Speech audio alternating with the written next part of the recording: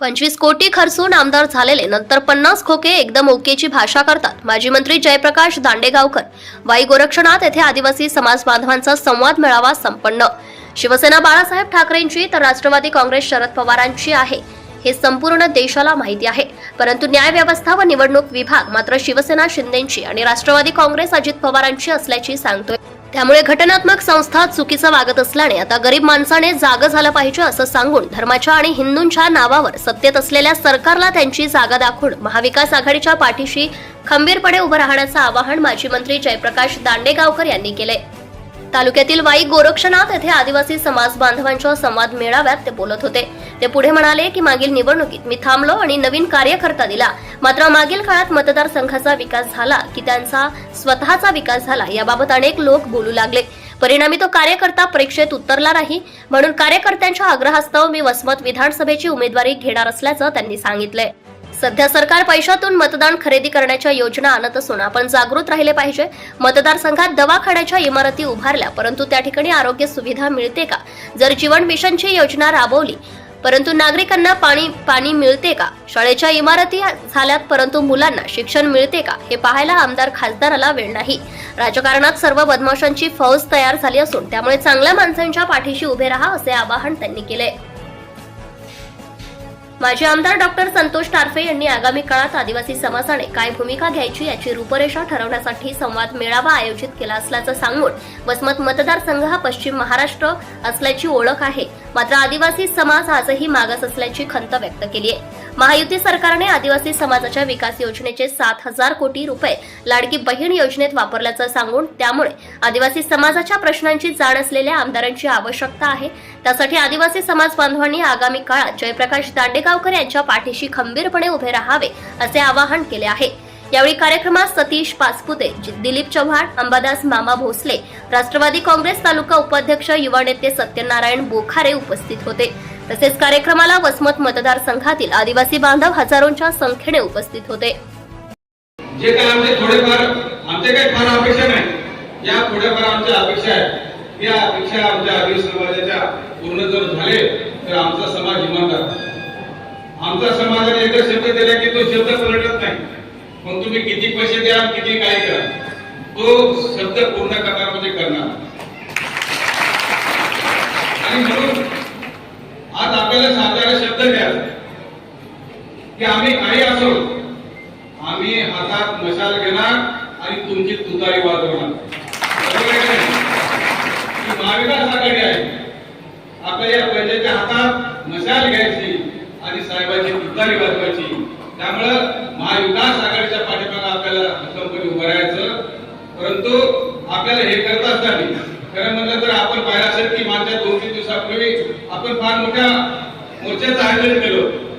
मोर्चामध्ये आपल्या जवळपास 30-32 मागण्या होत्या, परंतु मागण्या करायच्या असेल तर आपल्या विचाराचे आमदार खासदार सुद्धा पाहिजे, आपल्याला मानणारे आमदार खासदार पाहिजे, आपल्या प्रश्नाची जाण असणारे आमदार खासदार आपल्याला पाहिजे। आणि ते जर करायचे असेल तर आपल्याला दांडेगावकर साहेबांसारख्या माणसांना शिंदे सरकारने काय केलं, आता एक नवीन लाडकी बहीण सुरू केली। लाडकी बहीण आणि भाऊ, अहो लाडकी बहीण भाऊ करा सुरू, आमचं काय म्हणणं नाही, पण आमचे आदिवासी मंत्रालयाचे 7,000 कोटी या शिंदे सरकारने पळवले। कोणासाठी? या लाडकी बहिणीसाठी। आमच्या हक्काचे पैसे, आमच्या डिपार्टमेंटचे पैसे, आमच्या योजनांचे पैसे 7,000 कोटी रुपये या सरकारने पळवले लाडकी बहिणीसाठी। आमचा त्या योजनेला विरोध नाही, परंतु तुम्ही 7,000 कोटी आमचे का आपल्याचे पैसे पळवले? एक तर आमच्या पहिल्याच नोकऱ्या तुम्ही पळवले, त्या बोगस लोकांनी पळवले। 70,000 नोकऱ्या आज सुद्धा आम्हाला मिळाल्या नाही। त्या नोकऱ्या तर तुम्ही घेतच नाही, परंतु जो हाताचा निधी तो सुद्धा पळवत असाल तर मग आमच्या आदिवासी आता शांत बसणार नाही। आणि तो आपल्या मोर्चाच्या माध्यमातून दाखवून दिला की आमच्यावर अन्याय तुम्ही करू नका। आमच्या हक्काचं जे बाबासाहेबांना आम्हाला आरक्षणाच्या माध्यमातून जे संरक्षण दिलेलं आहे ते संरक्षणाला तुम्ही हात लावू नका। आणि म्हणून आज आपल्याला सर्वांना शिंदे सरकार आहे की आदिवासीच्या प्रश्नाकडे दुर्लक्ष करत आहे। जे हक्काचे आमचे 7,000 कोटी रुपये होते ते पळवले, जसे आदिवासी समाजात पळवले तसे समाज कल्याणचे पळवले, महिला विकासचे पळवले। परंतु आदिवासी समाज हा पूर्वीपासून वंचित राहिलेला आहे आणि या दऱ्याडोंगरात राहणाऱ्या समाजावर जर त्याचे पैसे जर तुम्ही पळत असाल तर याच्या एवढे दुर्दैव नाही आणि म्हणून अशा या सरकारचा आम्ही निषेध करतो. त्यांच्या विरोधातच आम्ही सर्वजण मतदान करणार आहोत हे मात्र निश्चित आहे. दवाखान्यामध्ये लोकांचे पैसे चालले, आज आरोग्य केंद्र आहे, PSC आहे, पण इथल्या डॉक्टरकडून खरी सेवा मिळते का हे आमदाराला पाहायला वेळ नाही, खासदाराला नाही, तिथला डॉक्टर किती वेळ राहतो, किती पेशंट तिथं तपासले जातात हे पाहायला वेळ नाही. बिल्डिंग बांधून काय करतात, पिण्याचं पाणी, जल जीवन मिशन मध्ये गावोगाव सगळ्या योजना झाल्या, पण योजनांचं खरंच स्वच्छ पाणी आपल्यापर्यंत पोहोचलंय का? शिक्षण जीवनामध्ये सगळ्यात महत्वाचा विषय. बाबासाहेबांनी सांगितल्याप्रमाणे शिक्षण म्हणजे वाघिणीचं दूध आहे. शिक्षणावर 3.5% फक्त खर्च होतो या देशामध्ये. लोकसंख्येच्या मानाने 14% खर्च हा शिक्षणावर व्हायला पाहिजे, पण तो होत नाही. म्हणून सर्व आघाड्यावरती हे सरकार अपयशी फक्त जाहीर. एका पक्षाकडून निवडून आणले, लहान शेंगड्या मुलाला विचारलं शिवसेना कोणाची, तर बाळासाहेब ठाकरेंनी स्थापन केली. महाराष्ट्रातला भारतातला लहान मुलगा सांगू शकतो, पण न्यायालयाला ते मान्य नाही, इलेक्शन कमिशनला मान्य नाही. ती शिंदेची सेना आणि खोटी सेना उद्धव ठाकरेची. शरद पवारांनी राष्ट्रवादी स्थापन केली ही महाराष्ट्रातल्या प्रत्येक नागरिकाला माहिती आहे. तर ती म्हणे अजित पवारची खरी राष्ट्रवादी आणि शरद पवार नकली राष्ट्रवादी. इतक्या सगळ्या घटनात्मक संस्था सुद्धा चुकीच्या पद्धतीने वागतायत. अशा वेळी आपण गरीब माणसानं जाग झालं पाहिजे आपल्या अधिकारासाठी. उद्या रोज 20 कोटी 25 कोटी 50 कोटी करून आमदार होत आहेत, मंत्री होत आहेत, पण पुढचे 5 वर्षातील फक्त 50 टक्केने एकदम ओकेची भाषा करतात. हे माणसं तुमचे प्रश्न सोडवू शकणार नाही. मी थांबलो, मी या गडूळ राजकारणामुळेच थांबलो होतो आणि नवा कार्यकर्ता एक पुढे केला या अपेक्षेने की तो मतदारसंघासाठी चांगलं काम करेल. पण गेल्या 6 महिन्यातल्या तक्रारी ऐकल्यानंतर तो परीक्षेला उतरला नाही.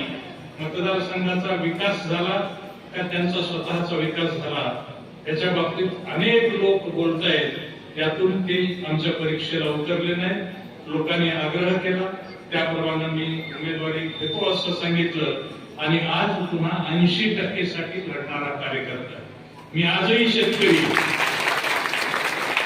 मी मंत्री राहिलो, दिल्लीपर्यंत काम केलो, आंतरराष्ट्रीय काम केलं, पण मी आजही वसमतला असल्यावर सकाळी 2 तास शेतकरी आहे आणि नंतर तुमचा प्रतिनिधी आहे.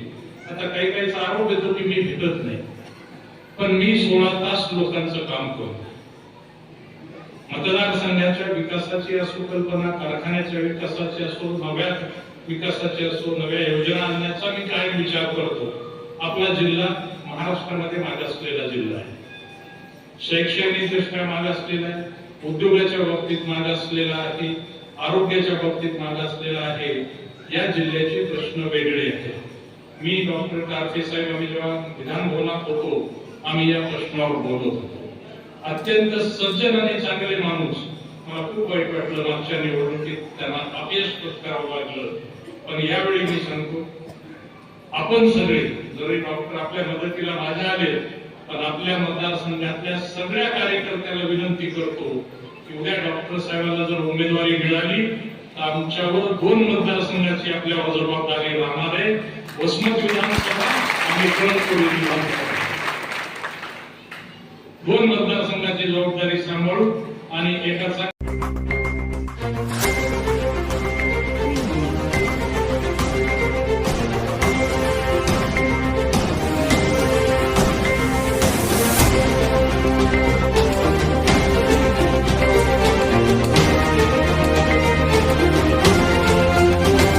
ATV न्यूज बातमी जनकल्याणाची.